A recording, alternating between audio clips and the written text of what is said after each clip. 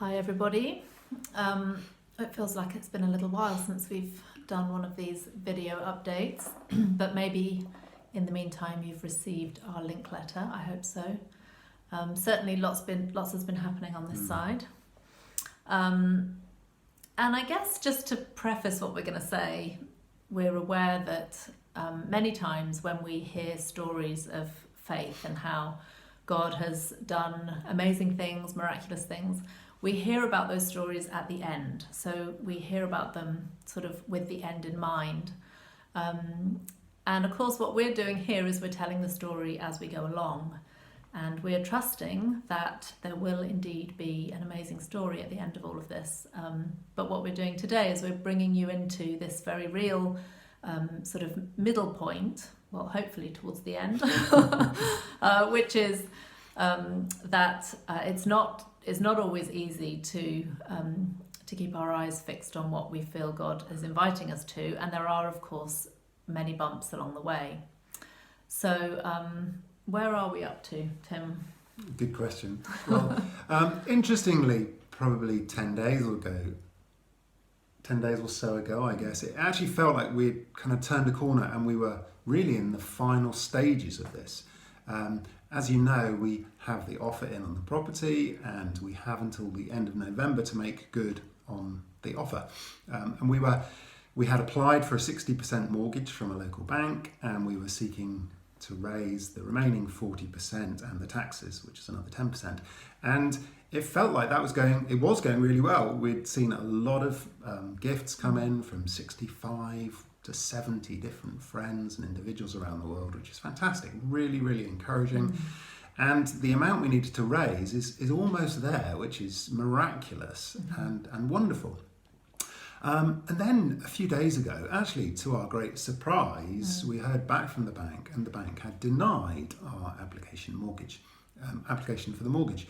That was a big surprise as well as discouraging, because I guess we'd been led to believe that it was not so much a formality, but we'd been led to believe we would get the mortgage. In reality, the bank has basically said that given the nature of our mission income and the fact that we don't have a monthly pay slip which demonstrates a guaranteed fixed income, basically they're not lending us the mortgage. And that's the reality of our life in mission. And so we're in an interesting position at the moment. What happens next? What happens next? It could be that we are going to find a mortgage from somewhere else, and we do have a mortgage broker who's looking at different banks for us. It could be, though, that there's another creative solution which we haven't yet thought about or seen. It could be that maybe there's going to be something like a private loan from individuals. It could be that there's miraculous provision from a source that we're completely unaware of yet, that we haven't thought about. And so really at this point we are praying. It feels in a sense like the goalpost has shifted slightly, and we're not exactly sure what is around the corner, but we do have a real sense of the need for prayer, the need to pray for a clear solution, and to really trust God together at this time. So lots of people, the few people that we've told have said, how are you doing? And that's the obvious question, isn't it? How are we doing? Maybe you can imagine when you've been on a long hike or walk or possibly run, and you feel as though you're at the final summit, and you're sort of exerting yourself to get up the final leg of your trail. And then you realise when you get to the top, oh, this is not the final summit at all. There's in fact still quite a long way to go. And I think that maybe is a little bit of how we're feeling. We have been tremendously encouraged by God, in the sense of being reminded of his loving kindness, reminded of the journey that we've been on regarding this property, and all the ways in which he's been confirming that this is indeed the way forward. And so on the one hand, we are encouraged to keep fixing our eyes on him. We realise that this is a a journey which is doing things in us. It's changing us, it's growing us, and that matters as much as the final outcome, if you like.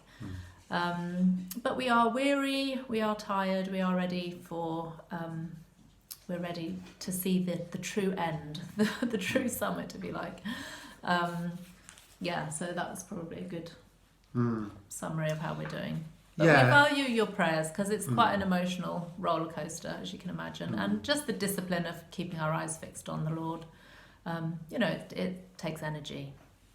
But it really does feel, as we look back and we can see that literally more than a third of the asking price has now been provided in gifts. It's actually incredible, really incredible to see. And the words of encouragement we've been receiving from people literally all over the world and people praying for us. We know God is in this.